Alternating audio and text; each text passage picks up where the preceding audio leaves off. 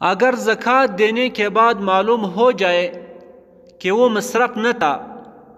تو اس مسئلے میں یہ تفصیل ہے کہ اگر دینے والے نے غور و فکر کے بعد مصرف سمجھ کر مستحق سمجھ کر زکوٰۃ دی تھی تو اس کی زکوٰۃ ادا ہو گئی، مگر لینے والے کو اس چیز کے زکوٰۃ ہونے کا علم ہو جائے تو اس پر لازم ہے کہ دینے والے کو واپس کرے۔ لیکن اگر دینے والے نے غور و فکر نہیں کیا تھا اور زکوٰۃ دے دی، بعد میں معلوم ہوا کہ وہ مصرف نہیں تھا، یا غور و فکر کر کے اس کو مستحق نہ سمجھتے ہوئے